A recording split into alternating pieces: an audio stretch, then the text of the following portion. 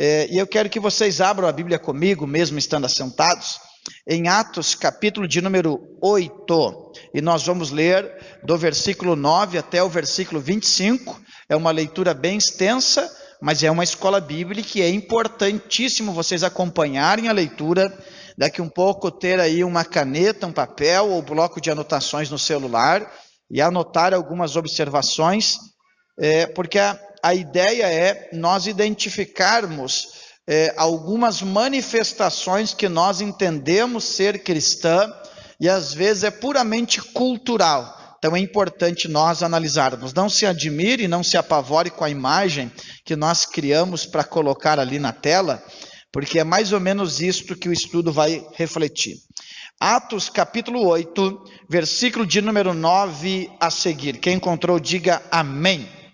Diz assim: e estava ali certo homem chamado Simão, que anteriormente exercera naquela cidade a arte da mágica, e tinha iludido a gente de Samaria, dizendo que era uma grande personagem, ao qual todos atendiam, desde o mais pequeno até o maior, dizendo: este é o grande poder de Deus. E atendiam-no a ele, porque já desde muito tempo os havia iludido com artes mágicas. Mas, como crescem em Filipe, que lhes pregava acerca do reino de Deus e do nome de Jesus Cristo, se batizavam, tanto homens como mulheres. Agora é importante observar, e creu até o próprio Simão, e sendo batizado, ficou de contínuo com Filipe, e vendo os sinais e as grandes maravilhas que se faziam, estava atônito. Os apóstolos, pois, que estavam em Jerusalém, ouvindo que Samaria recebera a palavra de Deus, enviaram para lá Pedro e João, os quais, tendo descido, oraram por eles para que recebessem o Espírito Santo. Porque sobre nenhum deles tinha ainda descido, mas somente eram batizados em nome do Senhor Jesus. Então lhes impuseram as mãos e receberam o Espírito Santo. Preste atenção agora, o versículo 18. E Simão, vendo que pela imposição das mãos dos apóstolos era dado o Espírito Santo, lhes ofereceu dinheiro, dizendo: dai-me também a mim este poder, para que sobre aquele em quem eu puser as mãos receba o Espírito Santo. Mas disse-lhe Pedro: teu dinheiro seja contigo para perdição, pois cuidaste que o dom de Deus se alcança com dinheiro. Tu não tens parte nem sorte nesta palavra, porque o teu coração não é reto diante de Deus. Arrepende-te, pois, desta tua iniquidade, e ora a Deus para que porventura te sejam perdoados os pensamentos do teu coração. Pois vejo que estás em fel de amargura e em laço de iniquidade. Respondendo, porém, Simão disse: orai vós por mim ao Senhor, para que nada do que dissestes venha sobre mim. Tendo eles, pois, testificado e falado da palavra do Senhor, voltaram para Jerusalém, e em muitas aldeias dos samaritanos anunciavam o evangelho. Diga amém, se você puder. A proposta é nós analisarmos este texto e ponderarmos algumas coisas sobre o perigo de uma falsa conversão. Antes de começar propriamente a discorrer Atos capítulo 8, eu quero fazer algumas observações. A primeira, só Deus tem a certeza de quem é salvo. Nós podemos ter um pré-julgamento, uma leitura, mas é só Deus que sabe quem está salvo. Segunda observação, a salvação é uma obra divina. Então não é que eu analisando os textos agora eu vou me converter. Nós devemos, com a ajuda do Espírito Santo, orar a Deus no fim da IBJ com quebrantamento, pedindo que o Senhor nos converta segundo o seu padrão. Deu para entender? Então a conversão é uma obra divina. E a terceira observação, antes de entrar no estudo, é que haverá surpresas lá no céu. O céu, ele é real, o céu existe, o inferno é real. No Novo Testamento, Jesus propriamente falou mais sobre o inferno do que sobre o céu, mas o foco da gente é saber que o fim da caminhada de um salvo é se encontrar na eternidade, aquilo que nós chamamos de céu. Mas lá no céu haverá surpresas, e no mínimo 3 surpresas vai ter no céu. A primeira surpresa vai ser esta: eu cheguei, mas eu pensei que não conseguiria chegar aqui, porque tem horas que parece que a gente não vai conseguir terminar a caminhada. Lembrando que o apóstolo Paulo disse, eles passavam pelas igrejas constituídas, animando os irmãos, dizendo que por meio de muitas tribulações, importa herdar o reino de Deus. Então a primeira surpresa é esta: eu sou salvo, glória a Deus, eu cheguei aqui. A segunda surpresa é: o fulano não está aqui? Não veio, ele era tão crente, mas não veio. Porque nós temos essa tendência de uma leitura do estereótipo da pessoa. E a terceira surpresa é: mas tu veio? Mas eu pensava que não ia estar aqui. Então o céu é um lugar de surpresa, mas que seja uma surpresa agradável para mim e para você. Amém? Então nós vamos analisar o perigo da falsa conversão. E o que nós temos que começar a analisar é que no capítulo de número 8, nós vamos prestar atenção que Samaria recebeu a pregação do Evangelho. Quando Samaria recebe a pregação do Evangelho, nós vamos entender algumas coisas. A primeira é que Deus não faz acepção de pessoas. Samaria sofria de um aspecto de segregação racial, sofria de uma rejeição religiosa, porque na visão judaica, os samaritanos eram mestiços, não havia uma pureza no sangue.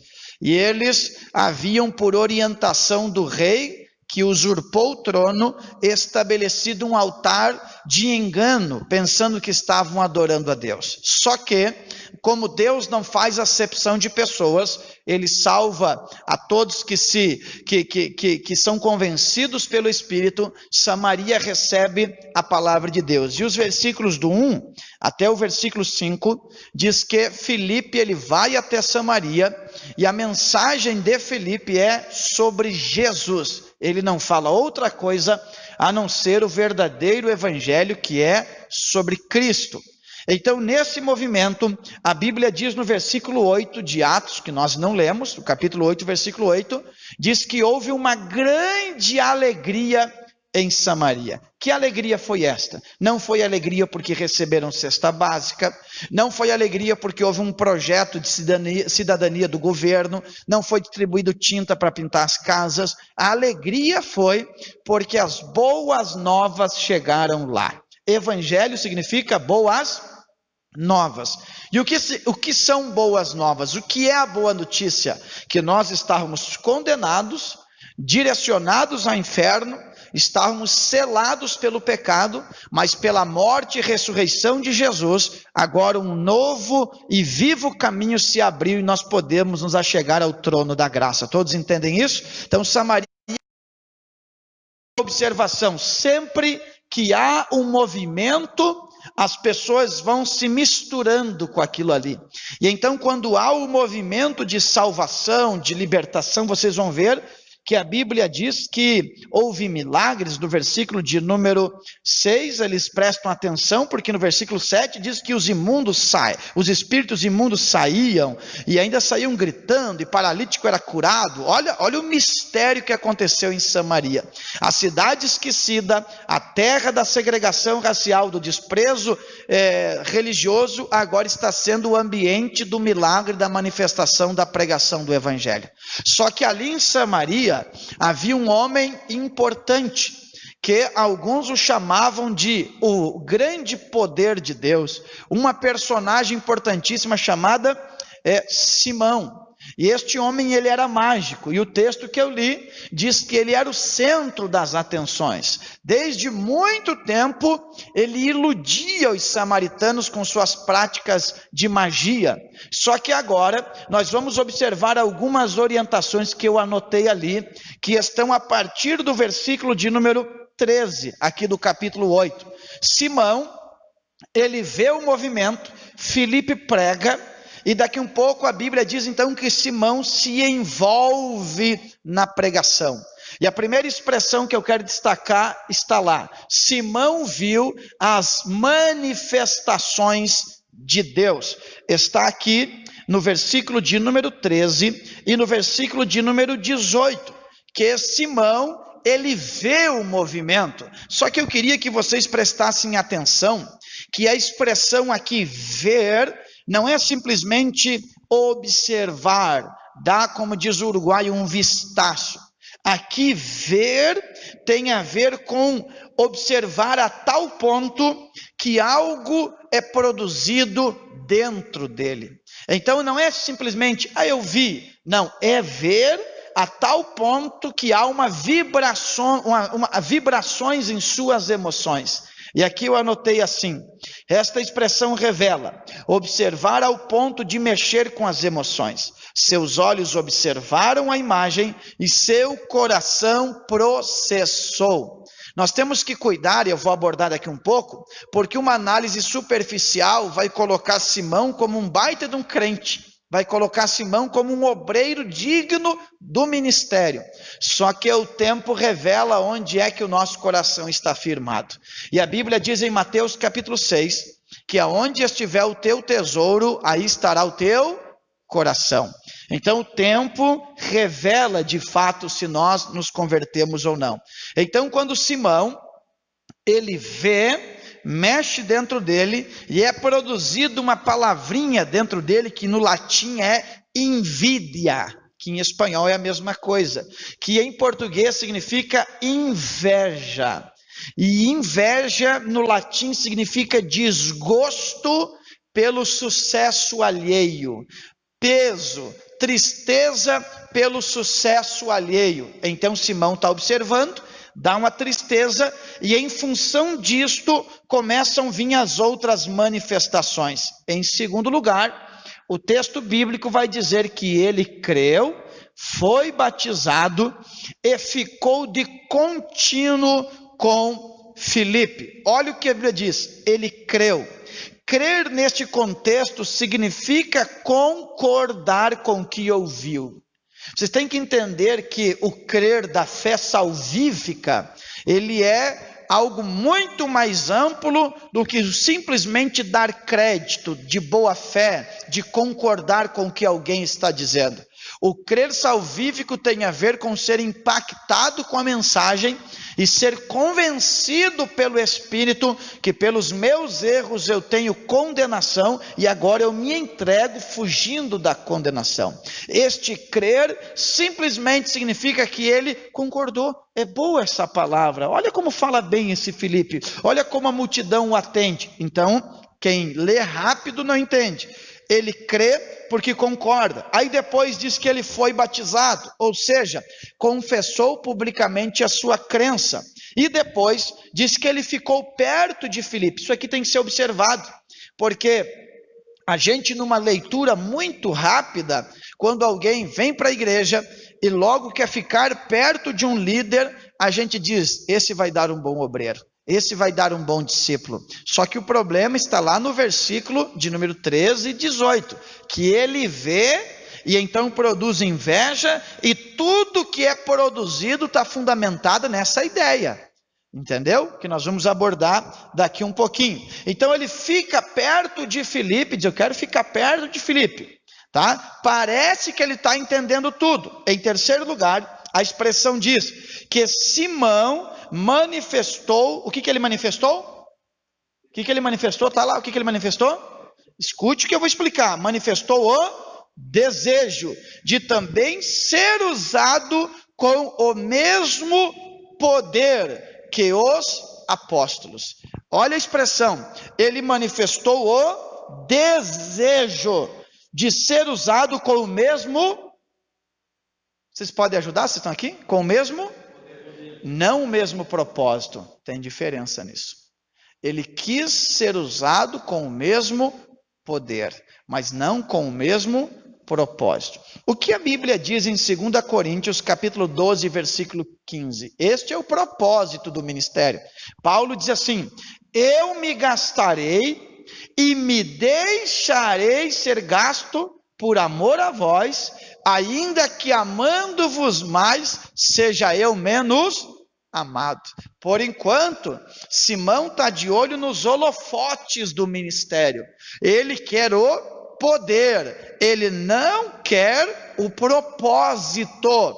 Lembrando que Paulo disse assim: Deus colocou nós, os apóstolos, como espetáculo, porque em nós todos os dias opera a morte.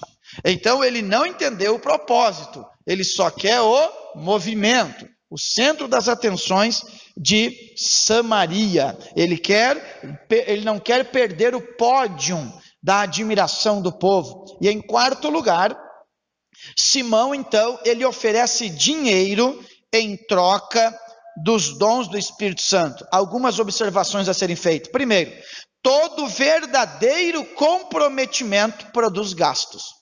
Ninguém que queira se comprometer com a causa apostólica, com a causa das boas novas, que não queira gastar, vai conseguir se comprometer.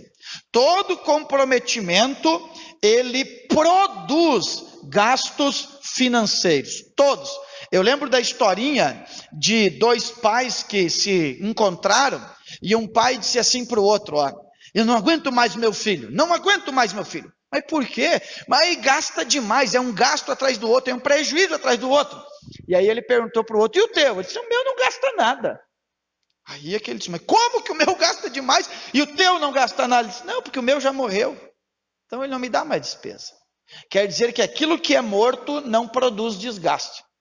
Se você quer se envolver com o ministério, não tem nada de errado em ofertar. É um dos pré-requisitos, que aqueles que querem fazer a obra de Deus não se sintam donos de nada. E eu já digo que os que são mais desapegados são mais dignos de confiança, porque eles não brigam porque nada pertencem a eles. Deu para entender? Então, o ministério custa, e Simão não está errado em oferecer. O problema é que ele oferece em troca dos dons espirituais. Está dando para entender o que o pastor está falando? Ele quer comprar aquilo que tem valor, mas não tem preço. Ele quer comprar algo que as moedas da terra não têm capacidade de pagar, porque custou já o preço de sangue na cruz do Calvário. E o problema de Simão, escute isso, tem que acompanhar o pensamento, é que não obstante ter tantos anos entre ele e nós, a sua filosofia está implantada no mundo, principalmente no Brasil. Se você procurar a palavra simonia, é a doutrina que tem origem em Simão. E simonia significa venda e compra de dons eclesiásticos. Eu quero dizer uma coisa para os irmãos com todo respeito: quem dá o púlpito para nós é Deus. Ninguém pode dar o púlpito para ninguém. Ninguém compra isso aqui. Quem dá isso aqui, quem dá o coração do povo é o próprio Espírito de Deus. É por isso que enquanto o apóstolo pregava, o texto diz: Deus abriu o coração de Lídia. Quem diz amém por isso? Então Simão, ele está neste contexto. Ele está ali vendo as manifestações, aparentemente creu, ele quer ficar do lado de Filipe, ele é um crente que todos nós aparentemente desejamos dentro da igreja. A pergunta é esta: será que eu não sou mais um Simão, que simplesmente se envolveu com o movimento da fé, mas que eu não experimentei o novo nascimento e a regeneração? Volto a dizer o que eu falei: só Deus sabe quem está salvo. A salvação é uma obra do Espírito Santo e o céu é uma surpresa, mas eu não quero ser surpreendido de maneira negativa, porque a salvação é uma obra do Espírito no indivíduo. Eu não posso salvar alguém, eu devo, segundo a Bíblia, na minha perseverança, ganhar a minha própria alma. Então, se você tem a obrigação de ganhar alguém para Jesus, é você mesmo. Se você não ganhar outros, mas ganhar você, a obra já é digna, porque você tem que conduzir você até o céu. Tem muitos crentes que são os crentes ponte. Tu conhece o crente ponte? Ele faz todo mundo passar, mas ele nunca sai do lugar, ele está estacionado. Não, nós não somos o crente ponte. Nós vamos chegar do outro lado em nome de Jesus. Agora olhe para cá. A observação é que Deus, ele trabalha e ele nos vê em duas dimensões. Deus nos vê em duas dimensões. A dimensão das atitudes e a dimensão das motivações. Aqui está o grande erro dos pastores em se iludir com as pessoas. Porque nós só conhecemos as atitudes. Nós não conhecemos as motivações. E vocês sabem qual é a teoria do iceberg, vocês que estão vendo ali, ó, é que 5% é visível e o demais está abaixo da linha de fundo. É abaixo da linha de fundo que estão os monstros do nosso caráter, os desvios da nossa moral. E a gente se ilude com uma pitada de bondade das pessoas. E olha o que o pastor vai dizer: somente Deus pode mergulhar neste profundo oceano das nossas esquisitices e transformar a nossa vida. Vocês estão vendo lá? Colocamos aquele símbolo, porque o que aconteceu com Simão? Simão agora, ele vai simplesmente trocar a ferramenta. Ele vai deixar a mágica e vai pegar a Bíblia, e nós que não conhecemos o coração, vamos nos iludir e dizer, esse cara se converteu. Não é o que acontece no Brasil? Não é o que acontece no Brasil?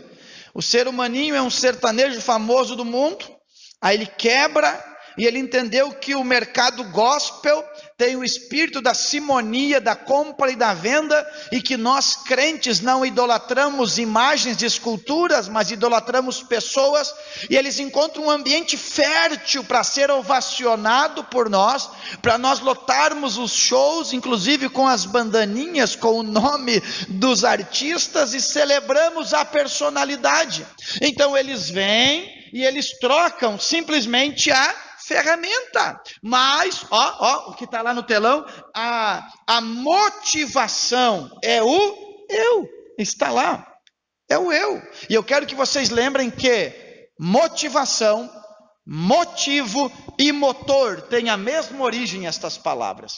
Então nós vemos a lataria, Deus vê o motor. Deus sabe o que está nos impulsionando a fazer tal coisa. É por isso que uma das cláusulas de nós vivermos um chamado de Deus, um ministério frutífero, é Deus curar as nossas motivações. E é lá no pontinho, lá no motor, lá no motivo que estão todos os problemas que a gente tem. Deu para entender o que o pastor está dizendo até agora? Escute isso. Se vocês lerem, por exemplo, Paulo escrever aos Filipenses, Paulo vai dizer assim, Kaique: uns pregam por inveja, outros pregam por porfia. Aí ele diz, não há problema, desde que Cristo seja anunciado. Então, pastor, pode pregar de qualquer jeito? Qual é a conotação do apóstolo Paulo aos Filipenses? Paulo está condenando a motivação, mas não está condenando a mensagem, porque a mensagem é certa, não tem heresia nela. Está dando para entender o que o pastor está dizendo? Está dando para entender? Então Paulo está dizendo assim, gente, eu não preciso corrigir a mensagem. A mensagem, o aspecto teológico está certo. O que eu tenho que corrigir é a motivação. A motivação. É por isso que quando eu vejo alguém pregar num programa de televisão, eu tenho capacidade de observar a mensagem. A mensagem é bíblica, é cristocêntrica, não há heresia? Não há. Agora, Deus, ele vê além. Deus se preocupa o que acontece quando as cortinas se fecham atrás dos bastidores. É lá que Deus quer curar as nossas motivações. Então, Deus, ele nos vê em duas dimensões. Então, Simão era mágico, o centro das atenções, agora ele deixaria a mágica, mas ainda queria ser o centro das atenções. Ele só mudou a ferramenta. Cuidado para a tua conversão, ela não ser um simples preenchimento de um desafeto da sua alma. Cuidado para a sua conversão não ser simplesmente uma carência suprida por vínculos estabelecidos. A sua conversão deve ser o fruto do evangelho genuíno e a obra pura do Espírito Santo na sua vida. Dá para entender o que o pastor está dizendo? Quer ver? Vamos abrir a nossa Bíblia em Mateus capítulo 7. Abre a sua Bíblia, Mateus capítulo de número 7. Esse texto é importantíssimo, porque vai falar de pessoas que usaram as ferramentas, mas não corrigiram as motivações. Mateus capítulo 7, e o versículo, nós vamos achar aqui, o versículo de número, deixa que eu já acho aqui para vocês. Vamos ler o versículo de número 24 a seguir, tá? Mateus capítulo 7, versículo 24 a seguir. Olha o que a Bíblia diz aqui, ó. Ou melhor, vamos ler do versículo 20 a seguir. Olha o que diz do versículo 20 a seguir. Portanto, pelos seus frutos os conhecereis. Quem lembra do estudo que o pastor deu sobre a semeadura? Que o princípio da semeadura é o princípio da espécie. A Bíblia diz que não se colhem uvas dos espinhos. Então, a espécie produz segundo a sua espécie. Está dando para entender o que o pastor está dizendo? Então, pelos vossos frutos o conhecereis. Olha o que diz o versículo 21. Nem todo o que me diz, Senhor, Senhor, entrará no reino dos céus, mas aquele que faz a vontade de meu Pai, que está nos céus. Olha o versículo agora de número 22. Muitos me dirão naquele dia, Senhor, Senhor, não profetizamos em teu nome? E em teu nome não expulsamos demônios? E em teu nome não fizemos muitas maravilhas? Então lhes direi abertamente, nunca vos conheci, apartai-vos de mim, vós que praticais a iniquidade. Espera aí, irmão, não te dá um temor esse texto? Eles fluíram no Espírito. Não é o palco do pentecostalismo do Brasil hoje? Não é o palco do pentecostalismo? Expulsar demônios, profetizar, curar doentes. Não é o padrão que nós dizemos que tal pessoa é muito ungida se tem tal atitude? Nós nos admiramos. Olha como ele... Você já viu aqueles programas de televisão que o homem ele faz a pessoa se ajoelhar e a pessoa muda de voz e a gente fica assim, que autoridade. Só que o céu não se ilude com estas coisas. Por quê? Porque dom é fruto de Deus para o homem. Caráter é fruto do homem por meio do Espírito para Deus. E o texto está dizendo que, tristemente, alguns vão fluir nas ferramentas, mas por não corrigirem a motivação, eles vão receber a palavra mais doída da sua vida, apartai-vos de mim. Quantos querem ser transformados pela presença de Deus? Então nós devemos analisar o texto bíblico. Aí eu já vou entrar para um outro ponto muito importante, é que Deus ele quer corrigir as nossas motivações. Pegue aí a sua Bíblia, o Salmo 139, vai lá, depois nós lemos o versículo de Mateus capítulo de número 7, versículo 24. Salmo 139. Olha o que a Bíblia diz nos últimos versículos deste Salmo. Salmo 139. Vamos ler o versículo aqui, ó, 23 e 24. Olha o que diz o 23 e 24. Sonda-me, ó Deus. Conhece o meu coração. Prova-me e conhece os meus pensamentos, e vê se há em mim algum caminho mau, e guia-me pelo caminho eterno. Quem quer essa experiência com Deus? E guia-me pelo caminho eterno. Olha o que diz os Salmos de número... Esse Salmo aqui é uma pancada muito forte. Olha o que diz o Salmo de número 15. Olha o que diz aí, Salmo de número 15, eu estou falando aqui sobre motivação. Simão estava tendo uma atitude linda, mas não demorou muito para manifestar a sua motivação. Então vamos lá, olha o Salmo 15 o que diz, ó. Senhor, quem habitará no teu tabernáculo? Quem morará no teu santo monte? Aquele que anda em sinceridade e pratica a justiça e fala verazmente segundo o seu coração. Aquele que não difama com a sua língua, nem faz mal ao seu próximo, nem aceita nenhuma afronta contra o seu próximo. Aquele cujos olhos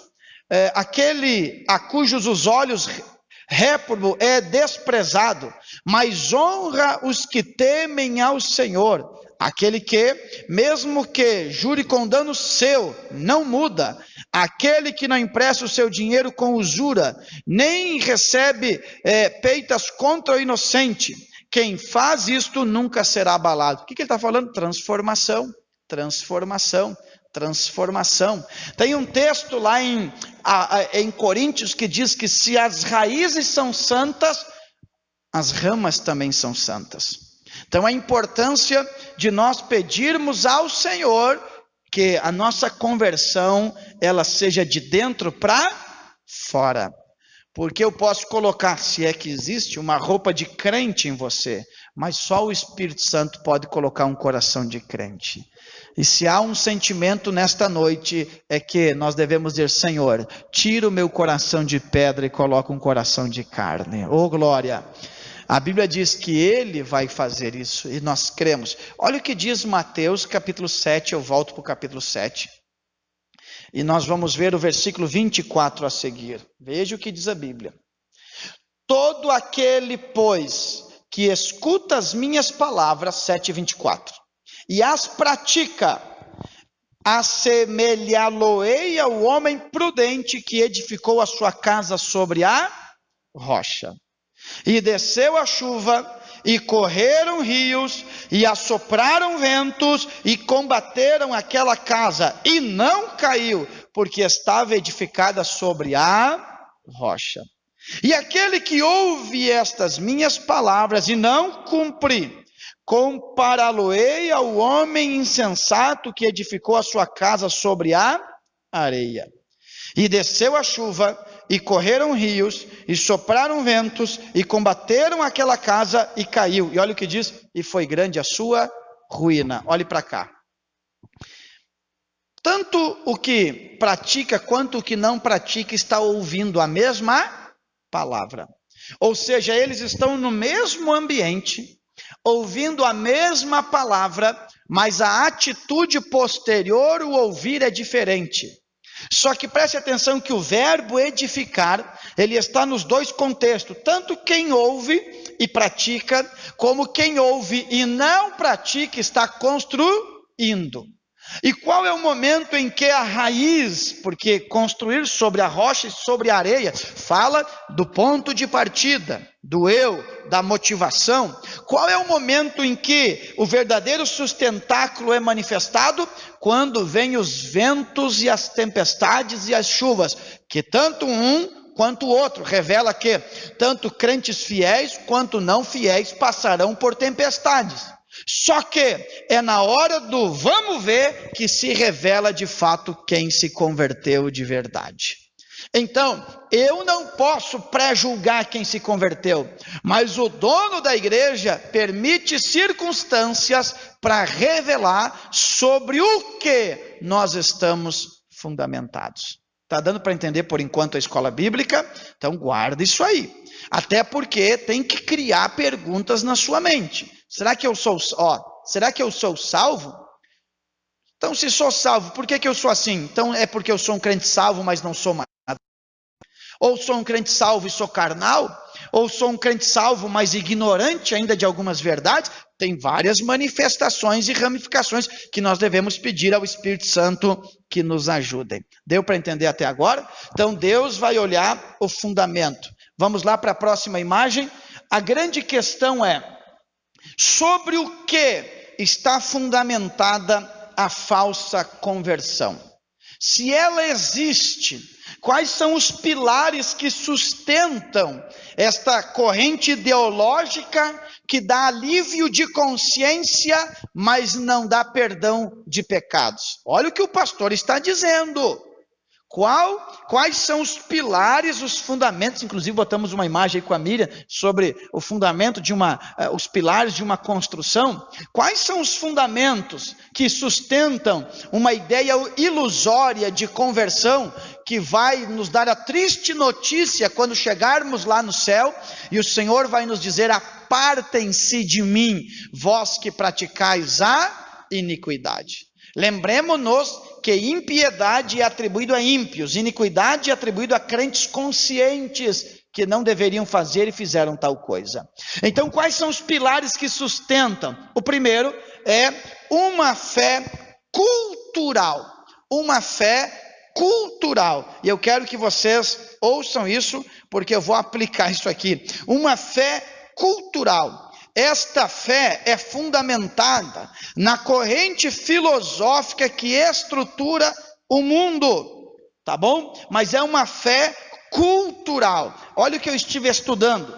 Segundo o censo realizado pelo IBGE em 2010, haviam 42,3 milhões de evangélicos no país, o que representava 22,2% da população brasileira.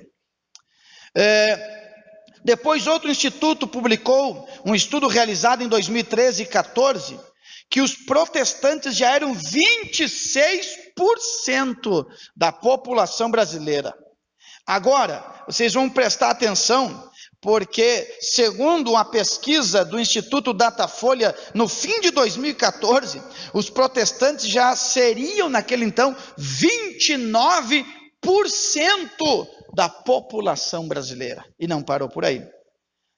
Depois foi feita outra pesquisa, segundo o Latino Barômetro, em 2017, 27% da população já era protestante. Olha como foi crescendo. E eu vou explicar para você qual é o problema de uma fé cultural. Aí, em 2020, o Instituto de Pesquisa, o Datafolha, publicou uma nova pesquisa, que, segundo eles, os evangélicos já representariam 31% da população brasileira, o que pode equivaler a 65 milhões de pessoas.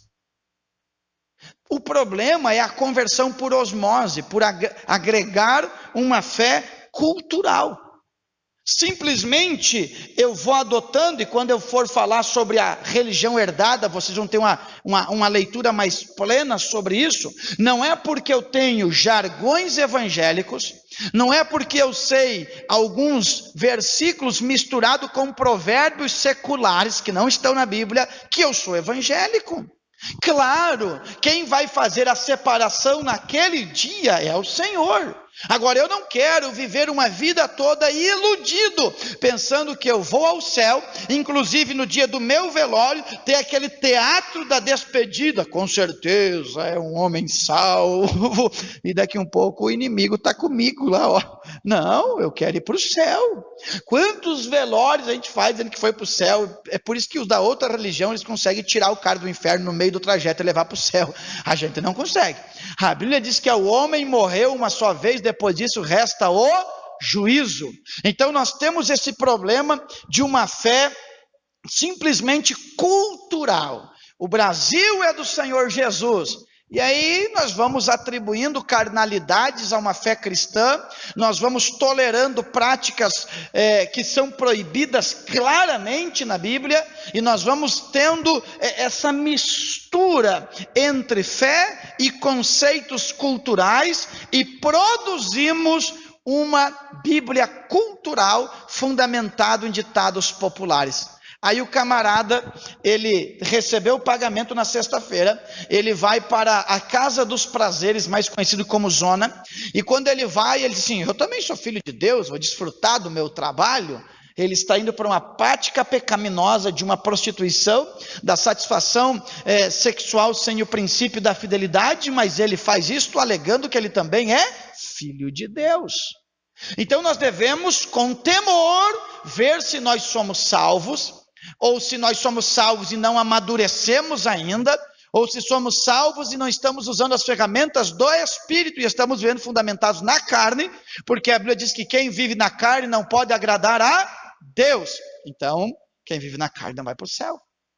Então, o primeiro fundamento que sustenta a falsa conversão é uma fé cultural. Em segundo lugar, eu anotei aí que o segundo pilar de uma falsa conversão é a fé hedonista. E aqui eu tenho que parar e vocês prestarem atenção. Porque a expressão hedonismo tem a ver com prazer. Então, uma fé hedonista no aspecto negativo é uma fé fundamentada no toma lá da cá, no eu faço e recebo, no eu estou quebrado, mas me falaram que se eu for para a igreja, Deus restaura a minha empresa. Então ele não quer um Deus que seja Senhor, ele quer um bancário que libere empréstimos até que o furo monetário de sua empresa seja tapado. Depois ele esquece do Senhor. Está dando para entender o que o pastor está dizendo? É a típica conversão que, se não for pelo amor, vem pela dor. Não existe conversão pela dor, existe conversão pelo amor. Porque ainda que eu o reconheça entre as ferragens de um carro, que eu estou amassado, eu o reconheço porque o Espírito me convenceu que eu sou um pecador, mas ele me recebe naquela hora. Então é por amor, não é pela dor. Não é verdade? São ditados que se tornam fundamentos teológicos que não existem na nossa. É pela dor. Não, eu não me converti pela dor, eu me converti entendendo que o Senhor me amou. Quantos foram amados pelo Senhor aqui? E isto convencido do pecado, da justiça e do juízo. Mas o hedonismo tem a ver com esta proposta evangeliquez, não evangélica, do se você vir, Deus vai te dar tudo. Olhe para cá. Porque a maioria dos crentes estão na igreja, eles até dão dízimos, ofertas e tomam ceia, mas eles não se sentem salvos. Por quê? Porque biblicamente, para eu me sentir salvo, Maiara, primeiro, Deus tem que fazer eu ficar condenado. Ninguém se acha se nunca se perdeu. Ninguém se sente curado se nunca sentiu os sintomas de uma doença. É por isso que esta fé cultural é um problema. Porque a gente vai recebendo sentimentos sem convicção de pecado. É por isso que os antigos não faziam convites para as pessoas aceitarem Jesus. Os da fé reformada geralmente não fazem convite. Por quê? Porque se entende que se o Espírito Santo convence, ninguém consegue ficar parado. É por isso que eu estou pregando às vezes nos eventos, quem quer aceitar Jesus? É cultura nossa. Né? Cultura. Aí vem uma irmã ou um irmão, traz um jovem, tudo meio assim, ele vai rindo desde a porta até o altar. Não, ele não vai se converter. Ele não foi impactado pela pregação, não foi produzido arrependimento, ele não está com medo do inferno, ele não está com temor do Deus que é 3 vezes santo e que ele é profano. Ele está simplesmente acompanhado ou acompanhando alguém que o está levando por educação ou por constrangimento. Esse fruto pode ser que não dê certo. Deu para entender o que o pastor está dizendo? Aí vocês anotam as perguntas para depois. Então, esta fé hedonista, ele é fundamentada nas minhas ilusões e nas minhas realizações. E a fé hedonista tem uma frase: se me faz feliz, só pode ser de Deus. É por isso que a gente, de maneira incoerente, a pessoa separou de uma família hoje, amanhã constrói uma nova família, tu já vai lá no Facebook e diz parabéns para os dois, Deus... Não bota Deus numa bagunça de vocês. Dá tempo ao tempo. Deu para entender o que o pastor está dizendo? Tá?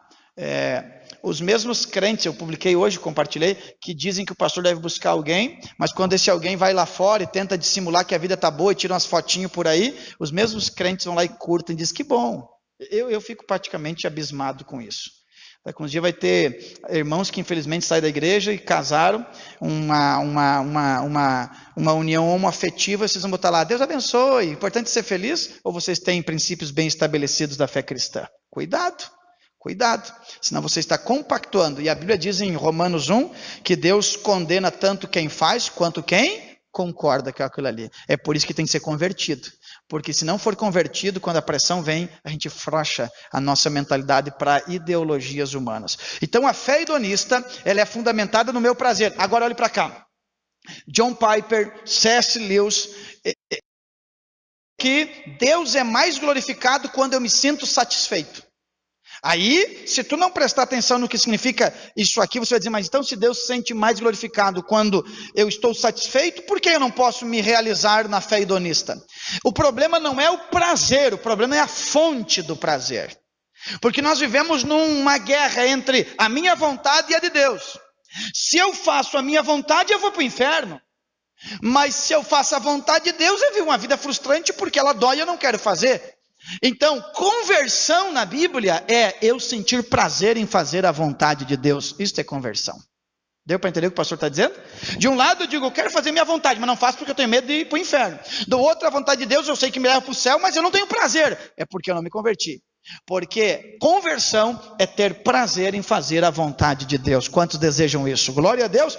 Depois vem o problema de uma fé ilusória, porque eu recebo uma fé cultural, eu estou fundamentado em prazeres pessoais e eu crio uma fé que não é educada pela Bíblia. Olha o que o pastor vai dizer. Vocês acham que o povo brasileiro é um povo de fé, sim ou não? Sim ou não? Sim, só não confunda fé natural com a fé salvífica. Não confunda fé natural, crença com fé salvífica. Porque quando Paulo escreve aos Colossenses, no capítulo 2, ele vai dizer que a fé salvífica coloca Cristo como centro da nossa vida. Quando Paulo fala aos Efésios sobre a fé, ele diz que nós somos salvos pela graça mediante a fé, ou seja, a verdadeira fé revela a graça. E o que é a graça? É um ser humano miserável, intrinsecamente pecaminoso, amado por um ser santo, soberano, assentado em um alto e sublime trono, abraçado, que recebe as condições por méritos do divino de se santificar e agradar a Deus. Isto é graça. Então a verdadeira fé revela a graça. Se esta fé não revela a graça, não é fé. Ela é simplesmente uma crença. Aí eu sempre falo nesse ponto sobre o problema do amigo imaginário. Quem nunca teve um amigo imaginário? Quem sabe tu nem lembra dele, ele foi teu amigo vários anos, né? Então, por exemplo, você vê quem tem filho, vê o filho ali, a filha conversando sozinha. De fato, ele conversando com alguém que ele criou. Ele vai conversar sozinho às vezes, né? Então, o pai às vezes diz assim, vou repreender, minha filha está falando sozinho, tem demônio. Não, isso é psicologia infantil. Agora, se ele tem 30 anos, 40 e fala sozinho, aí leva para a noite do descarrego, porque é perigoso daí, né? Se não é com o Senhor. Né? Mas é um amigo imaginário, a gente cria alguém que se adapta à nossa brincadeira. Agora o problema é quando a gente cresce e faz do evangelho um amigo imaginário. Quer ver? Se vocês pegarem, por exemplo, o texto de 2 Reis, capítulo 5, versículo 11. Vocês vão ler lá que, quem lembra da história de Naamã, aquele homem que era capitão do exército, mas ele era leproso. A Bíblia diz que quando ele vai consultar o profeta manda ele mergulhar onde? No rio Jordão. Ele gosta ou fica brabo? Fica brabo. E o versículo 11, Nath, vai dizer assim, ó, que ele ficou brabo e saiu dizendo assim, ó, pensava eu, que o profeta sairia, imporia as mãos sobre mim e me curaria.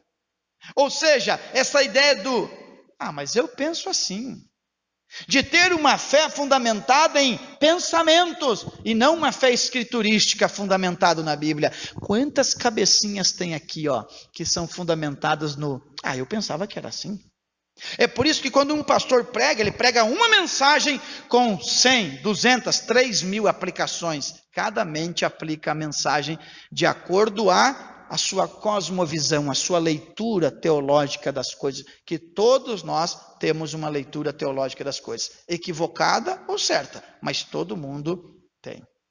Então nós criamos isso, é por isso que Lucas 18:11 diz que o fariseu orava dele para ele mesmo. Então a gente cria uma religião na horizontal que responde às nossas próprias demandas. Então o fariseu orava dele para ele mesmo, ele questionava, ele respondia. E qual é a definição, escute, sociológica de fé? Fé é um sentimento que possui como sinônimos as palavras confiança, crença, credibilidade, sendo algo único dentro de cada pessoa. Ter confiança, acreditar, crer em algo ou alguém. Essas são algumas definições atribuídas ao significado sobre fé. Isso aqui é algo sociológico, mas algo bíblico, teológico. A fé, ela é um elemento que nos faz crer, viver, obedecer e avançar em direção à verdade bíblica. É por isso que o apóstolo disse que os filhos da verdade, eles amam a verdade. Eles amam a verdade. É por isso que o apóstolo também disse: saíram do nosso meio porque não eram nossos. É por isso que a Bíblia diz no Salmo 101, versículo de número 7, os que usam de engano não ficarão na casa do Senhor. Quer dizer, ou eu tenho um encontro, ou mais cedo ou mais tarde. Quantos vieram na igreja por causa de uma mulher e não conseguiram, porque não encontraram o evangelho? Quantos vieram na igreja por causa de um homem? Não conseguiram, porque não encontraram o evangelho. Porque ou eu me converto, e aí meu apetite é transformado, eu tenho prazer nas coisas celestiais, ou se torna tudo enfadonho. Eu creio que de hoje para amanhã, o Espírito Santo vai trabalhar dentro de nós. Vamos lá, que eu não quero tomar muito tempo, mas é necessário. Aí vem a religião herdada. A religião herdada. Quando falamos de religião, não a fé bíblica, religião herdada, somos levados ao tempo do período colonial, onde o Brasil foi descoberto. Qual foi o problema? É que nós não fomos evangelizados, nós fomos colonizados. Aí tem uma diferença. Tá? Nós não fomos evangelizados. Vocês querem ver que a função portuguesa era uma função de colonização fundamentada na religião? Qual foi o primeiro nome desse país aqui? Terra de Vera Cruz. Aspecto teológico. Os jesuítas, quando iam ler uma missa, o que eles faziam? Em latim, de costa para o povo. Ninguém entendia nada. Tu imagina os que eles chamavam de selvagens, sem entender nada, vendo pessoas diferentes tomar conta da terra que já tinha dono, mas em função de um orgulho religioso nós vamos conquistar horizontes novos. Então agora os portugueses, a religião, a fé católica da imposição, eles vão trabalhar em 3 níveis. Primeiro, um nível selvagem, vamos dominar esse povo aí, vamos dominar esses selvagens. Depois, o nível patriarcal. Qual que era o nível patriarcal? Se estabelecer os engenhos, quem tinha dinheiro governava, e quem era empregado automaticamente tinha que praticar a fé, reconhecendo o patrão, e em função disso se criou uma geração de pastores que eles acham que são os feudais da fé. Não são servos que servem, eles são os donos da senzala, e o povo está na escravatura espiritual. Está tudo lá atrás, cultural. Você sabia que tem gente pastoreando a igreja que nunca se converteu? Eles são frutos de uma cultura, mas não tiveram encontro com aquele que diz: você peca, mas eu sou santo, mas a minha graça te alcança e te perdoa.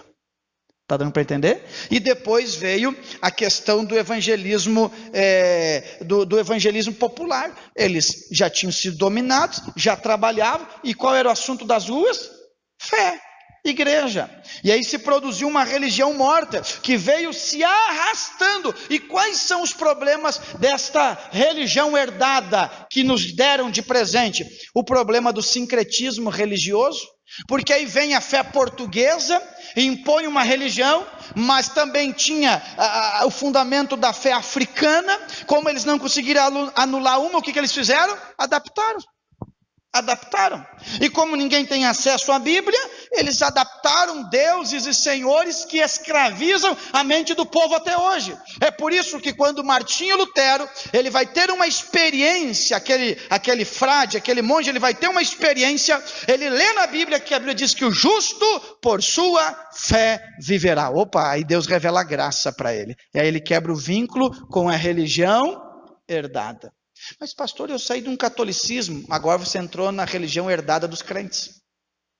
Você herdou um pacote completo, Aí você herdou, dentro desta religião herdada, o sincretismo religioso. Peraí, pastor, a gente não adora deuses, adora pessoas. A gente coloca a gente no centro. Inclusive, a gente gosta tanto do pastor, que se não for esse, a gente não quer ele. Mas nós devemos ter uma conversão que revela que o nosso Senhor não é um sacerdote. O nosso Senhor é Jesus de Nazaré. Essa é a conversão que nos leva para o Senhor. Aí herdamos o aspecto teatral da religião, o aspecto dominador da religião, e aí vai. E aí nós estamos carregados de um aspecto cultural, ilusório, fazendo uma coreografia cultural, teatral, achando que se converte, não tem lágrimas, não tem um choro compulsivo, não sentimos dores pelos pecados, abandonamos a cruz, achando que... aí que está. Tudo toma uma conotação negativa, Miriam, na nossa vida. Por exemplo, a Bíblia diz, aquele que quiser vir após mim, negue-se a si, tome a sua Mas a gente fez a cruz uma conotação negativa. Quando o marido incomoda, a gente diz, isso aí é uma cruz. Quando a mulher incomoda, a gente diz o quê? É uma cruz. Porque a gente tem a habilidade popular de atribuir valores errados a símbolos eternos. A cruz é uma bênção, porque revela o Cristo que morreu e ressuscitou. Está dando para entender o que o pastor está dizendo? Agora estão tentando tirar a cruz do Evangelho. Está sendo levantada uma geração gelatinosa que não consegue ser impactada pela repreensão, pelo quebrantamento, não consegue ser tocado pelo Senhor, porque tem todo esse entulho cultural que nós deveríamos nos libertar dele em nome de Jesus. Quem diz glória a Deus por isso? Vamos lá para o próximo slide, olha, e aí eu vou terminar aqui, e amanhã nós continuamos repassando os assuntos. Vamos lá? Quais são as consequências da falsa conversão? Já que esse entulho sociológico, cultural, misturado com teológico está sobre nós, quais são as consequências da falsa conversão? Primeiro, o perigo de adorar as bênçãos no lugar do Senhor. Vem receber a tua bênção. Não, vem adorar o teu dono. Oh, glória a Deus por isso. É por isso que o dízimo tem tomado uma conotação tão errada, e é mais tomado como uma conotação de barganha do que de gratidão. Eu disse numa aula aqui que todo ser humano dá dízimo, queira ou não queira, porque a gente só dá dízimo para quem é senhor da gente. Se tu não dá para o Senhor, você dá para outro Senhor, mas algum tipo de Senhor está recebendo aquilo que você tem para oferecer. Então nós acabamos tomando tudo uma ideia de barganha, uma ideia de toma lá da cá, uma ideia que igreja é balcão, e eu quero adorar é a bênção no lugar do Senhor. Sabe aquele hino que vocês cantam? Se Deus fizer, e se não fizer? Mas na prática é bem diferente. Na prática, irmão, por que parou de ir na igreja? Porque ninguém me cumprimentou. Ou não se converteu, ou não amadureceu, ou é motivado pela carne. Tem que analisar. Irmão, por que o irmão não vive mais intenso para Deus? É porque não tem espaço para mim. Sempre tem espaço para peças que querem fazer a engrenagem andar. Mas tem gente que quer adorar a bênção. Vocês vão lembrar, gente, quando o Senhor levantou a serpente no deserto, lembra disso? Que o povo era picado, a rebeldia, então saía víboras no meio da areia, e eles eram mordidos, e o veneno atacava eles tinham que correr e olhar por uma serpente de bronze levantada no deserto, porque bronze é espelho. Então quando eles olhavam por bronze, eles viam eles mesmos, porque o verdadeiro fruto do Evangelho é o reconhecimento que o pecado é meu, eu errei, eu tenho que me acertar. Mas qual é a desculpa da religião? Eu errei porque eles me fizeram isso. Eu errei porque eles me empurraram para isso. Não, desde o Antigo Testamento era para olhar para o espelho. Quantos já leram João 8,32? O que está escrito lá? E conhecereis e a verdade vos... A palavra verdade ali do grego é realidade. O verdadeiro evangelho, ele te ofende, porque ele revela a tua realidade. E a tua realidade está descrita em Isaías 1, 5 e 6. Desde o alto da cabeça até a planta do pé, não tem nada sadio, nada bom, só infecções, feridas com pus e não amolecidas com óleo. Este é o quadro clínico de alguém que não deixa o evangelho funcionar na vida dele. E ele quer a bênção. O que acontece? Eles guardaram a serpente e eles adoraram esta serpente por 700 anos. E Deus não mandou adorar. Quantos de nós fizemos isso aí todos os dias? Senhor, se tu me der uma casa, ai como eu vou ser crente. E Deus dá uma casa, não é mais crente. Porque o teu Deus não era Deus, o teu Deus era a casa. Não, se o Senhor me der um carro agora, se o Senhor me der uma moto, aí quando Deus dá, Deus saiu do teu plano. Agora o teu plano é cuidar daquilo que Deus lhe deu, em nome de Deus, mas Deus já não é mais o Senhor da sua vida. Então eu vou orar e amanhã eu continuo com esse estudo. Eu quero te abençoar. E a minha oração, antes de estar aqui, é que o Espírito Santo produzisse em nós. É uma escola bíblica, tem outro aspecto, mas que o Espírito Santo produza em nós a verdadeira conversão. Que eu não esteja fundamentado simplesmente nas bênçãos, mas eu quero adorar ao Senhor. Ter uma fidelidade circunstancial. O problema do dualismo é o que nós vamos aprender amanhã. E também o perigo do culto fingido. Só um alívio de consciência. Irmãos, a verdadeira conversão, fundamentada no arrependimento, que nós vamos estudar amanhã, é uma conversão que produz em nós nojo do pecado. Se você não tem nojo da prostituição, da mentira, do engano, ou de qualquer coisa que ocupe o trono do seu coração, ou você não amadureceu, ou você é um crente carnal, ou infelizmente você é mais um, você não se converteu ainda. Mas se hoje o Espírito Santo quiser, ele pode transformar a nossa vida por completo.